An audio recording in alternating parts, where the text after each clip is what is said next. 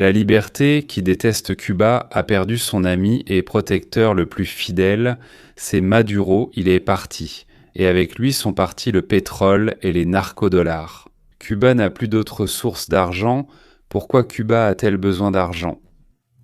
Ils ont besoin d'argent pour la nourriture, les médicaments, se raser, les grille-pains, les réfrigérateurs, bref, pour tout. Parce qu'eux-mêmes ne produisent rien. Ils ne produisent rien du tout. Ce sont des gars sympas, bien sûr, mais le système est fait de telle sorte qu'ils ne peuvent rien apporter. C'est-à-dire qu'il y en a assez pour les membres du parti, surtout ceux de haut rang. Pour eux, ne vous inquiétez pas. Mais il n'en reste plus pour personne d'autre. Cuba, comme on dit, était un peu socialiste, et maintenant c'est un grand, mais au moins c'est Yankee socialiste. Le président Trump dit « Pas dans l'arrière-cour de l'Amérique ». The Wall Street Journal rapporte que le président et son équipe travaillent en coulisses pour renverser le régime communiste de Cuba d'ici la fin de l'année. Des sources affirment que l'administration recherche activement des initiés du gouvernement cubain prêts à aider à conclure un accord. La Maison-Blanche juge le moment idéal. L'économie cubaine s'effondre, manque de nourriture et de carburant, coupure d'électricité fréquente, gouvernement plus fragile que jamais. Il n'y a pas d'essence, pas de kérosène, pas de lumière. Alors qu'est-ce qu'il reste ? Je vivais à North Miami Beach, en Floride, quand j'étais jeune, et ma famille était très amie avec des Cubains qui étaient revenus de Cuba et nous racontèrent des histoires auxquelles vous n'auriez tout simplement pas cru. Et je n'arrive pas à croire que nous sommes déjà en 26e année. Et à seulement 90 miles au sud de Key West, ils sont toujours dans la même situation qu'il y a 10, 20, 30, voire 40 ans. Je suis écœuré que certains politiciens aient idéalisé Cuba, le régime de Castro et leur prétendu système de santé. Pendant qu'ils détruisaient leurs propres citoyens là-bas, leur ôtant tout espoir. Et cette situation perdure jusqu'à aujourd'hui. J'attendais que quelqu'un fasse quelque chose. C'est si proche du succès. C'est une petite île, d'autres ont prospéré grâce au tourisme. D'après ce que j'ai entendu, je n'y suis jamais allé. Il y a de superbes plages. Vous savez, tous ces autres endroits prospéraient aux Bahamas et ailleurs. Il était temps que quelque chose soit fait pour le peuple cubain. C'est incroyable d'être encore dans cette situation après toutes ces années. Je ne comprends pas pourquoi rien n'a été fait à seulement 90 miles au sud, même si je ne suis pas interventionniste. La logique est assez bizarre, genre si tu es à 90 miles, ça fait combien ? Bon, ça fait 140 km de notre côte, alors on devrait et on peut entrer sur le territoire souverain de l'État cubain, mais si disons c'est 1900 miles, alors on ne peut pas. Cuba ne nous fait vraiment rien de mal, elle reste juste tranquillement assise et très nerveuse à notre sujet. Elle a réduit ses citoyens, pas les nôtres, en esclaves. Ce n'est pas notre affaire, il existe de nombreux pays où cela s'est produit. Bon, on ne peut pas parcourir le monde entier pour s'occuper de ça, mais le fait qu'elle soit à côté de nous, ça nous dérange. Et il semble que Cuba soit, comme on dit, tombé sous le coup du nouvel ordre mondial de Trump. Cuba est dans notre jardin, comme nous l'a expliqué Donald J, et nous sommes dans notre jardin. Nous ne voulons ni Russes, ni Chinois, ni socialistes, ni communistes, ni fascistes là-bas. En gros, nous ne voulons personne qui pourrait nous gêner, nous menacer ou potentiellement travailler pour nos ennemis, ceux contre qui nous réfléchissons. Nous sommes sûrs que, probablement, dans 5 ans, il y aura un affrontement assez sérieux qui pourrait dégénérer en une véritable guerre. D'accord, quand vous dites genre comment une chose pareille a-t-elle pu arriver, je pense à l'idée de Gary concernant l'ingérence. Il vous faudra sans doute agir de façon marquante pour chasser les communistes de Cuba. Faire quelque chose de grand reste toujours important, même si c'est positif. Ils ont survécu si longtemps car personne n'a voulu prendre la responsabilité et le risque de le faire. Dans votre introduction, Brian, en évoquant les difficultés économiques et la crise subie à Cuba, ainsi que la durée sous un régime répressif, on pourrait presque remplacer Cuba par Iran. Et ces deux situations sont vraiment très similaires. Dans un cas, vous avez affaire au communisme, dans l'autre, à un régime religieux et militant, mais ce sont deux situations que je pense le président surveille de très près en ce moment. Après avoir réglé la situation avec le Venezuela, après être allé à Davos et avoir résolu la question du Groenland, il a créé son Conseil de la paix. Ce sont les deux prochaines choses à l'ordre du jour. Et oui, malheureusement, dans ces deux situations, il va falloir faire quelque chose de vraiment très important. Donc le Venezuela, Cuba, l'Iran, et il faudra faire quelque chose, disent les journalistes. Donc concentrons-nous. Very, very big, qu'est-ce que ça pourrait être? Une très grande invasion. Quelle autre force ce serait?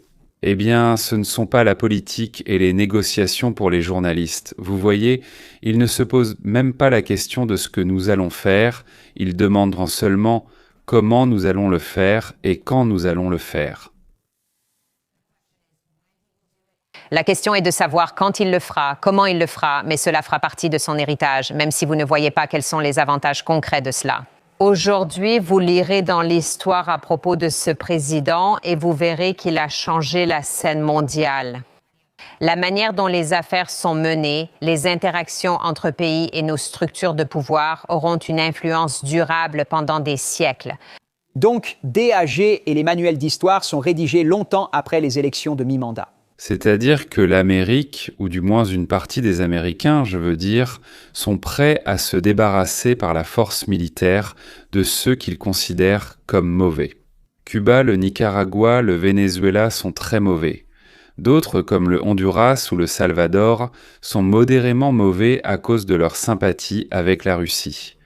La Colombie et le Brésil ont trop de liens avec la Chine.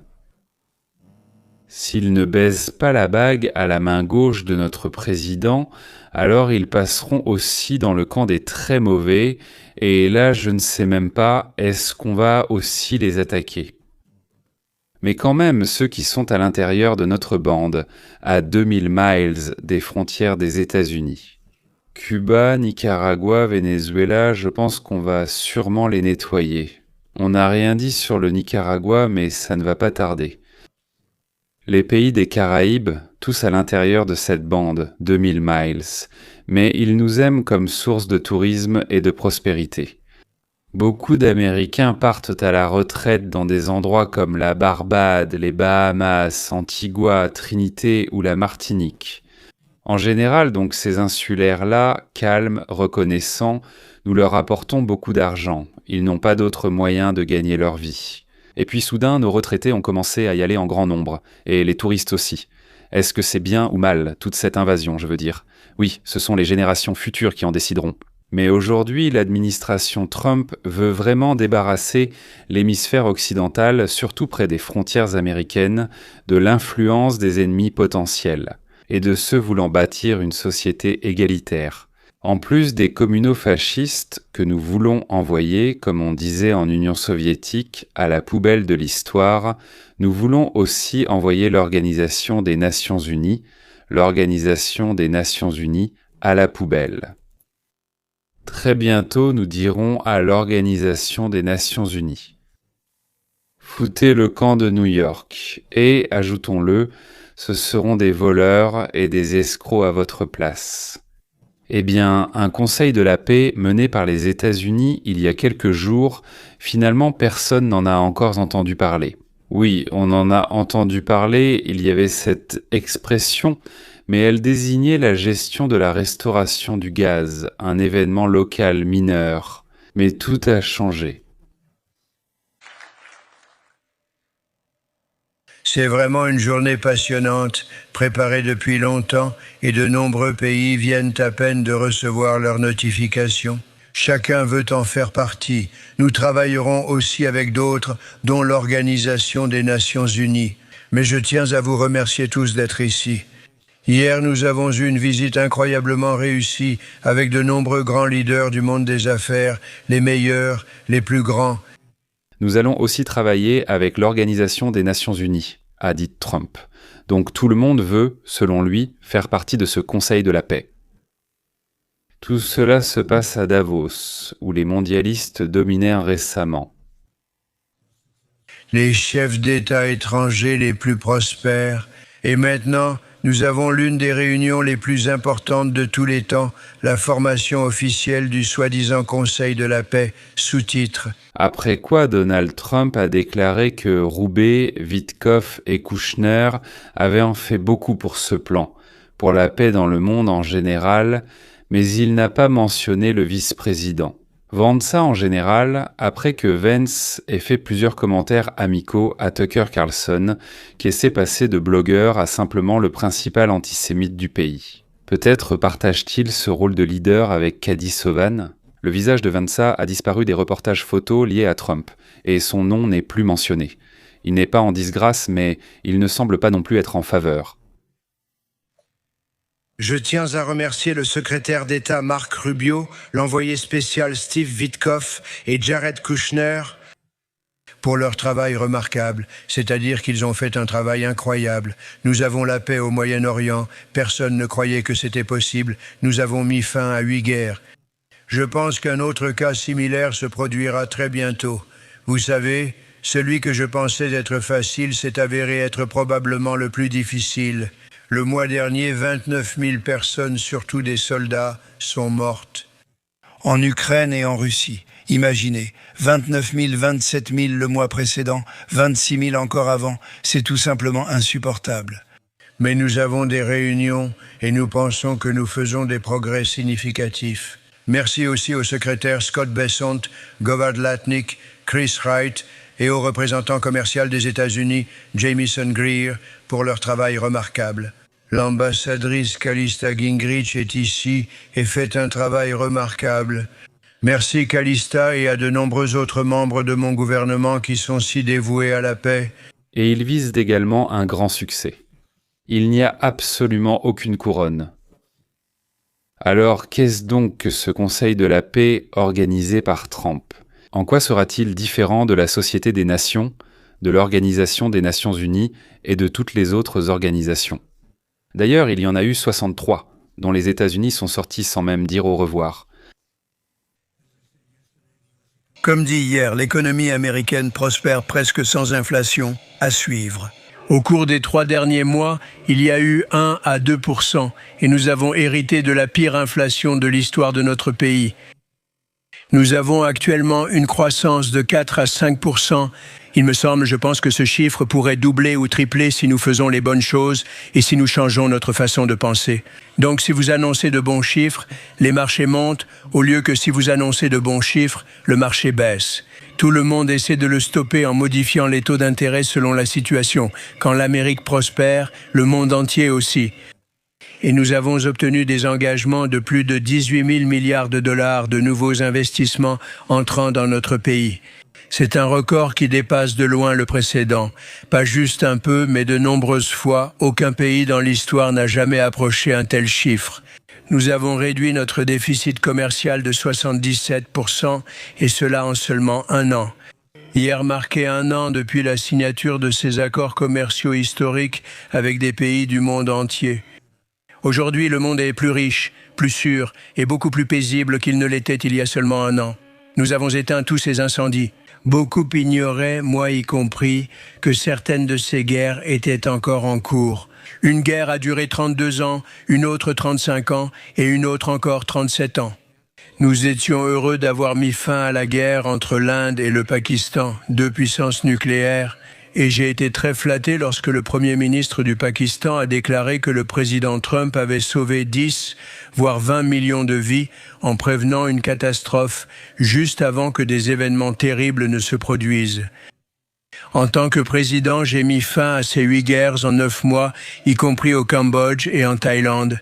Et, soit dit en passant, nombre de dirigeants ici du Kosovo et de Serbie, la République démocratique de Komi, le Congo et le Rwanda, le Pakistan et l'Inde, Israël et l'Iran, l'Égypte et l'Éthiopie. Nous travaillons là-dessus en ce moment. Hier, j'ai rencontré un très bon général et un leader exceptionnel de l'Égypte. Nous travaillons sur le barrage qui a été construit et qui empêche le Nil de recevoir de l'eau. C'était une situation assez compliquée, mais nous allons nous en occuper. J'avais presque réglé cela pendant mon premier mandat, puis nous avons eu des élections truquées. J'ai été mis hors jeu un moment, mais je suis de retour. On va régler ça, même si la situation est compliquée. Le barrage est construit, mais l'eau n'atteint pas le Nil. Quand je pense à l'Égypte, je pense au Nil, mais je pense au Nil avec de l'eau. L'Arménie et l'Azerbaïdjan, dont je veux dire beaucoup de ces dirigeants sont devenus mes amis, ils sont devenus mes amis, ils sont ici. Et bien sûr, la guerre à Gaza. Nous avons de petits incendies que nous allons éteindre, mais ils sont petits, ils étaient gigantesques, d'énormes incendies massifs, et maintenant ce sont de petits incendies, nous pouvons les éteindre très facilement. Nous avons 59 pays qui participent au processus de paix au Moyen-Orient. Beaucoup d'entre eux ne sont pas au Moyen-Orient, ils sont proches du Moyen-Orient, mais pas au Moyen-Orient. Et beaucoup disaient que si le HAMAS ne fait pas ce qu'il a promis de faire, et je pense qu'ils le feront probablement. Mais ils sont nés avec des fusils dans les mains, littéralement nés le premier jour, on leur a remis un fusil dans les mains, mais ils devront déposer les armes, sinon ce sera leur fin. Ce n'est pas le discours du président des États-Unis, ce n'est pas le rôle du président des États-Unis, c'est le discours et le rôle du président du monde, ou du président de l'Organisation des Nations Unies, de la véritable Organisation des Nations Unies.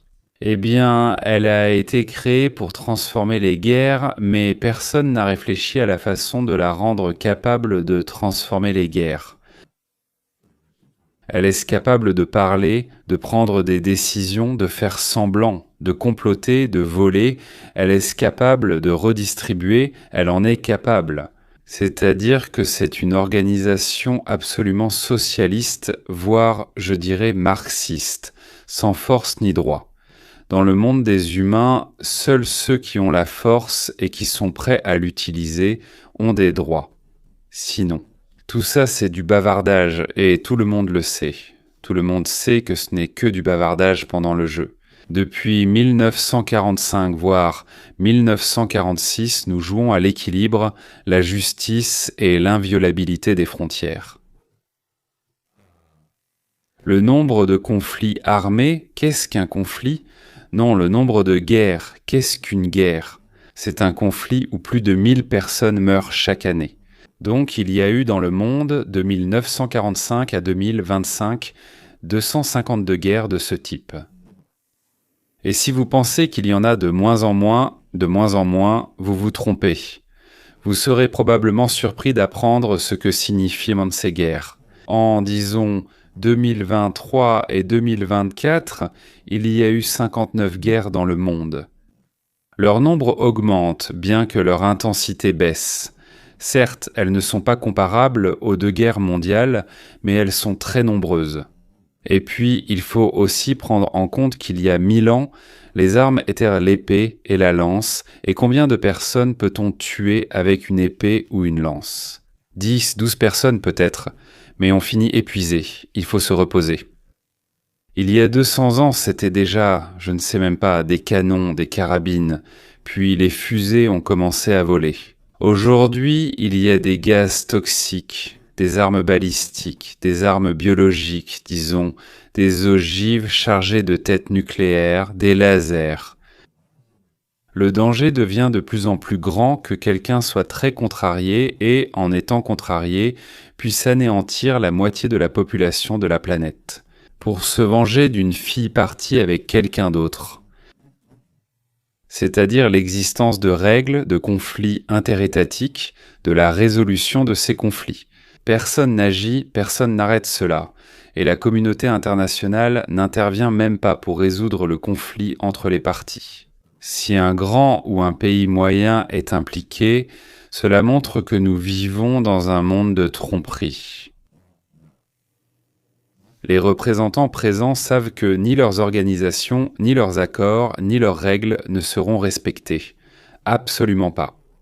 Mais ils font tous semblant d'être indignés quand quelqu'un d'autre, surtout s'il appartient à une autre clique, à un autre camp, enfreint les règles. Ils n'ont même pas l'intention de respecter les règles, ni de faire semblant. Par exemple, voilà. Israël, oui, avec une population de 7 millions de Juifs, est entouré de 300 millions d'Arabes. Et dans le monde, nous sommes quoi ? 7 ou 8 milliards de personnes, il vit ainsi. Donc chaque jour, les Arabes vivant autour d'Israël crient qu'ils veulent purifier la terre sainte arabe de l'impureté, de la souillure. C'est nous, ce sont les Juifs, et ils ne se calmeront pas tant que, donc, le dernier Juif ne sera pas égorgé. Si vous pensez qu'ils plaisantent ou qu'ils crient simplement, vous vous trompez. Ils ont prouvé qu'ils disent de la vérité et qu'ils tiendront parole. Quand ils ont massacré 1200 Juifs dans la région occupée, il en restait 300, soit 1500 au total. Les 1200 ont été égorgés, brûlés, éventrés. Il est même impossible de tout énumérer. Ils ont capturé 300 personnes, les ont torturées, tuées ou échangées selon leurs intérêts. Voilà, c'est l'Organisation des Nations Unies. Au cours des 5 dernières années, elle a adopté 30 résolutions condamnant des pays en guerre, dont 69 concernaient Israël et condamnaient Israël. Même si tout le monde savait qu'Israël avait été attaqué et non l'inverse, cela n'intéressait personne. Qui se soucie de la vérité là-bas ? À l'Organisation des Nations Unies, la vérité n'a aucune importance. Ce qui compte à l'Organisation des Nations Unies, ce sont les alliances. Certains membres d'une alliance fondée sur des critères religieux votent selon les souhaits de l'un d'eux, d'autres selon leur mode de gouvernance. Nous sommes une démocratie, eux une dictature, et là-bas nous nous regroupons et votons parfois selon des critères ethniques. La Turquie, l'Azerbaïdjan ensemble, par exemple, les Africains, là-bas les Européens. Et personne, en fait, cette chose-là qu'on nous impose. La justice n'intéresse personne. L'Organisation des Nations Unies, c'est une lutte entre des groupes qui condamnent ou glorifient selon leurs propres intérêts ou ceux de leur groupe. Alors pourquoi devrions-nous jouer selon leurs règles si ces règles, même si elles existent, sont réécrites en fonction de qui se trouve en face de vous ? Pour certains, elles sont écrites, et pour d'autres, elles ne le sont pas. Je vais encore donner un exemple, que j'ai déjà, il me semble, raconté ou quelque chose de similaire. Oui, 2 îles, une loi sur l'archipel. L'archipel, c'est général, pour ainsi dire. Beaucoup d'îles se sont réunies en un seul archipel. Et des lois ont été adoptées. Voilà, la loi dit que les îles n'ont pas le droit d'envahir, de mener des opérations militaires sur d'autres îles. Mais depuis l'île A, chaque nuit, des bandits viennent sur l'île B. Ils volent, tuent, violent et, au petit matin, ils s'enfuient chez eux. Quand on les poursuit, ils sont déjà sur leur île. Année après année, les dirigeants de l'île B réclament quotidiennement au gouvernement de l'île, pendant 1 ou 2 ans, pour qu'il fasse quelque chose à ce sujet. Mais en réponse, ils reçoivent un doigt d'honneur, que ce soit de la main droite ou de la gauche, c'est pareil. Que doivent-ils faire ? Je veux dire, sur l'île B, tout le monde sait où vivent les bandits, et l'île B décide que ça suffit, c'en est assez. La nuit suivante, ils vont sur l'île A, incendiant les maisons des bandits, les tuent lors d'une fusillade, causant aussi la mort de femmes et d'enfants. Le lendemain, tout l'archipel s'en prend avec colère à l'île B pour avoir violé la souveraineté de l'île voisine indépendante et leur impose un blocus. Alors, qui a raison, mesdames et messieurs ? Eh bien, cela dépend. Si vous êtes un bandit, ce sont ces gars-là qui ont raison. Mais si vous êtes une victime, alors ce sont les autres qui ont raison. Et la morale, se sont étonnés les bandits. Oh, j'en ai entendu parler 1 ou 2 fois. L'île B a rompu l'accord, et ce fait, les habitants de l'île B le comprennent parfaitement. D'après la réaction de tout l'archipel, il est clair que le salut du noyé dépend de lui-même, et que le seul moyen d'arrêter les pillages et les meurtres, c'est d'éliminer les assaillants et de déclarer la guerre au monde entier. Et dire, les gars, il en sera ainsi pour quiconque viendra commettre un crime chez nous.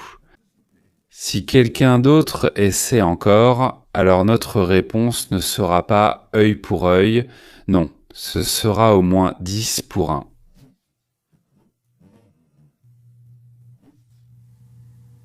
Il y a une règle, quand on te frappe, qu'on te gifle, qu'on te tape sur la tête, qu'on touche à ton enfant, alors il faut répondre immédiatement. 10 fois plus fort et plus violemment, au moins 10 fois d'ailleurs, 100 fois c'est encore mieux. D'ailleurs, les Arabes, ils ont fixé un prix, et quand ils ont enlevé le sergent Gélad, alors... En échange, ils ont proposé aux Israéliens de libérer 1006 prisonniers arabes. Ils en ont libéré 1002 sauf 4, considérés comme de vrais bandits. Mais les Arabes ont fixé le prix pour l'un des vôtres, 1006 Arabes, et ils ont établi à jamais le calcul du prix pour un Israélien enlevé ou tué. 1006 Arabes tués. C'est très honnête, personne ne vous dérange, c'est vous qui venez. Il me semble que pour un Américain, il faudrait au moins 100 de ceux qui nous ont fait du mal, et c'est honnête, c'est aussi absolument honnête. Je n'appelle pas à en prendre 1006, nous sommes quand même des gens avec des valeurs morales, 100 nous suffit. D'ailleurs, on parle aussi d'un autre pays qui fait partie de la liste des Venezuela, Cuba et autres, l'Iran. Eh bien, avec l'Iran, ce sera exactement pareil. Des avions espions américains dans le ciel iranien. L'atmosphère en Iran devient de plus en plus tendue, si cela est encore possible. Des avions de reconnaissance américains survolent le ciel iranien, surveillant les mouvements des troupes et des dirigeants du pays. Un avion de reconnaissance américain a survolé l'Iran. Sur fond de tensions croissantes entre ce pays, les États-Unis d'Amérique et Israël, la situation s'aggrave rapidement. Et il semble que des frappes contre le régime iranien pourraient commencer dès ce soir. À tout moment ce week-end ou dans les prochains jours, alors que de plus en plus de forces militaires se précipitent et se rassemblent dans cette région, Le porte-avions a été repéré en combat près des côtes iraniennes. Un certain nombre de navires de la marine sont positionnés le long des côtes pour intercepter les missiles se dirigeant vers l'Arabie Saoudite, les Émirats, le Qatar, s'ils sont lancés depuis l'Iran, et bien sûr vers Israël également. les États-Unis préparent actuellement le terrain, pour ainsi dire, afin de commencer à saisir les pétroliers iraniens sous sanctions. Autrement dit, ce qui se passait dans les eaux du Venezuela commence à se produire, donc, dans la région, et bien sur la route vers l'Iran. Messieurs, et qu'en pensez-vous concernant Cuba, le Nicaragua, le Venezuela et l'Iran? Voilà ce que vous en pensez.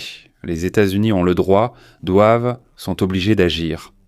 Alliés fidèles de la Russie et de la Chine, mais ni l'une ni l'autre ne sont à leur côté. Quoi qu'ils en disent, il se passe exactement ce que, en 2022, moi, votre humble serviteur, j'ai expliqué dans ma série de vidéos. Ces vidéos répondaient à Nostradamus et sont dans la section politique mondiale du site Camerton Global. J'y ai fait 6 vidéos d'environ 30 à 40 minutes chacune. J'ai expliqué dans le tout début du premier épisode ce qui allait se passer dans le monde pendant les 17 prochaines années, c'est-à-dire à partir de l'année 2022, et pourquoi précisément 17 ans. Tout est gratuit là-bas, le lien sera en bas. Mesdames et messieurs, regardez et partagez avec vos amis, il y aura de nombreuses choses intéressantes, notamment sur pourquoi les États-Unis ne peuvent tout simplement pas perdre. Et c'est vraiment ce qui se passe maintenant, nous sommes déjà en 2025, et c'est exactement ce qui se passe. Pendant environ une semaine, le Moyen-Orient est envahi de chasseurs américains et britanniques, d'avions ravitailleurs, de transports et de systèmes de défense aérienne. Et tout cela se passe pendant que le président Trump garde à nouveau ses cartes en main, ne voulant pas révéler ce qui se passe.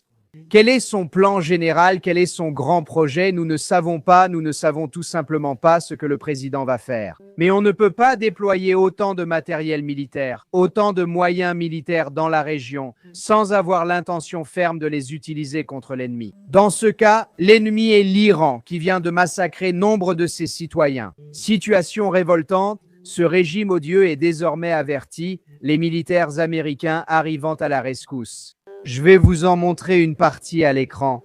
Donc, ce que vous voyez ici, c'est un avion américain, un avion de reconnaissance dont le radar de suivi de vol et le transpondeur étaient activés. Comme vous le voyez sur cette photo, il s'est approché directement de la côte iranienne. C'est un P-8 Poseidon, il s'est approché directement de la côte iranienne. Il semble qu'il soit parti de Bahreïn et qu'il recueillait des informations sur les installations militaires iraniennes. Mais il y a une partie encore plus importante. Ce P-8 Poseidon possède une caractéristique très importante. Quelle est cette caractéristique? Renseignement électronique? Cet avion peut intercepter des transmissions radio, des communications cellulaires et bien d'autres éléments non divulgués par le gouvernement. Communiquer dans la zone du P8 vous place sous son réseau, qui peut couvrir des centaines de kilomètres à l'intérieur des terres. Ils vont absorber tous ces renseignements électroniques et sauront tout ce que vous faites. Donc, quand viendra le moment de frapper, ils seront prêts au combat, à prendre des mesures décisives. C'est une preuve de plus que nous ne plaisantons pas ni ne jouons. Le survol d'un avion de reconnaissance américain près de la côte iranienne montre clairement que des actions militaires sont imminentes. Je pense qu'en ce moment, les mollahs disent prudemment « Les gars, vous avez quelques heures, peut-être des jours, pour partir et mettre vos familles à l'abri. Si vous restez, eh bien, vous mourrez tous, sans exception, c'est garanti. Voilà ce que nous vous garantissons, tous, sans exception. Ceux que nous n'atteindrons pas seront déchiquetés par le peuple. Il vaudra mieux mourir sous nos bombes que de tomber entre les mains d'un peuple rendu furieux par vous. » Ce n'est pas une tentative timide comme celle de Bush ou de Nixon, c'est une armada pour l'anéantissement total du corps des gardiens, c'est spécifiquement la destruction de l'armée avec tous leurs missiles, leurs lanceurs. Comme je l'ai déjà dit, cela signifie que l'armée, ce n'est pas le corps des gardiens. Il y a à peu près le même nombre de personnes dans les troupes intérieures que dans l'armée, et le corps des gardiens est meilleur pour combattre. Cependant, si nous détruisons presque toutes les bases des gardiens, l'armée, j'espère, aura totalement ou partiellement rejoint le camp du Shah. Donc après les bombardements, l'armée, comme je le comprends encore une fois, si nous sommes déjà prêts à attaquer, cela signifie qu'il y a déjà un accord à ce sujet. Elle s'installe là-bas et, comme Lénine le disait, contrôle la poste, le télégraphe, le téléphone ainsi que toutes les armes de l'Iran. Eh bien, celles qui sont en leur possession ainsi que celles du corps des gardiens. Et bien sûr, elle attend l'arrivée du Shah Reza Pahlavi le Jeune, entrant sur un chameau blanc. Ainsi, un retrait complet de l'Amérique des traités, conventions et faux-semblants. Nous aidons nos amis, nous les aidons à se libérer de leurs ennemis, Cuba, Venezuela, Iran, Nicaragua. Qui est-ce le prochain sur la liste ? Je suis sûr qu'ils se demandent tous qui sera le suivant. Les générations futures retiendront ce qui s'est passé, pas comment cela s'est produit. Et surtout, c'est tout ce qui va se passer chez nous. Il n'y aura pas de guerre prolongée, il n'y aura pas de fuite du Vietnam ou de l'Afghanistan. Ce que Joe Biden a mis en place, c'est toute la puissance, la force d'une immense puissance technologique pour chasser les ennemis et remettre les amis au pouvoir. Nous ne voulons plus faire semblant, nous ne voulons plus jouer à leur jeu, que ce soit bien ou mal, je ne sais pas ce que cela donnera. Bien sûr, nous verrons tout cela. Peut-être qu'on fait toujours des suppositions, mais c'est le Seigneur qui décide, en fin de compte. En attendant, il y a une restructuration à l'échelle planétaire dans le monde, et il me semble que, pour le mieux, c'est tout. Au revoir et à bientôt.